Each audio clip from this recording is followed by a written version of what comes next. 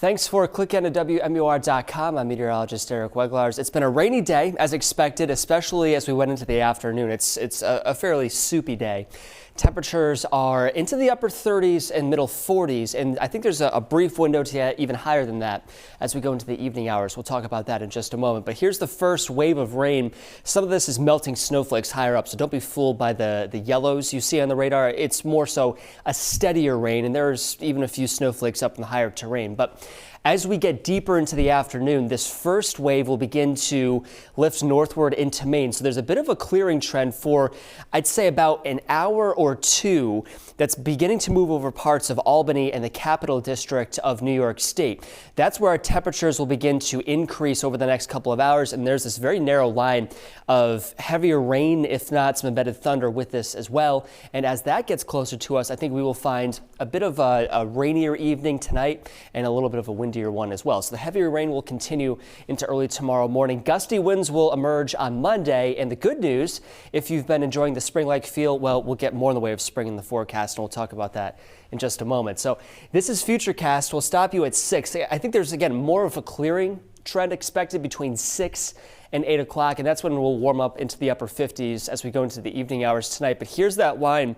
that's across portions of central New York State out of, say, Ithaca and Binghamton. This will arrive between 8 and 9 o'clock in the upper valley through, say, Keene and Plymouth, and then continue to march across the southern half of the state as we go through, say, 10, 11 o'clock tonight before it loses steam. And as the back edge rain behind that line clears out, well, we'll see cold air race in and the potential for a few scattered snow showers, mainly up in the mountains first thing tomorrow morning. That continues through around midday, and then the sun brightens up for most of the state. So in terms of how much snow falls across the North Country, it's going to be tough to stick, but I think generally an inch or two across northern Coos County is the rule. Above 3,000 feet in elevation, places like Mount Washington, where I think the accumulations could range between 3 and as much as 6 inches as we go into the afternoon hours on Monday. It's also very windy, especially Monday afternoon as the sun begins to pop out and the winds above our heads continue to increase. So these are the gusts between 50 and as high as even 60 miles per hour for a brief time.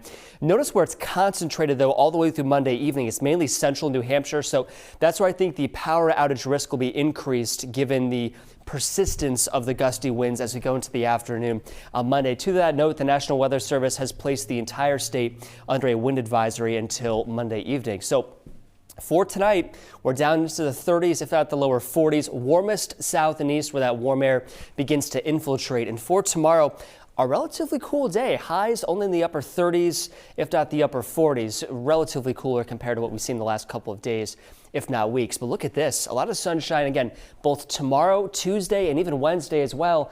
And with warm air beginning to surge in, especially Wednesday afternoon, I think our high temperatures actually will reach the upper 60s for a few spots. Now, a second area of low pressure will form Thursday and begin to race through. And I think we'll see enough warm air in place for rain for the entirety of the state outside of the upper valley. There, it's cold enough where a few snowflakes could mix in for a time on the backside of the storm, but it's another inch minimum for most of us. So the drought relief continues, and it looks like the end of next week, look at this. We go from the 60s to the upper 30s Friday afternoon.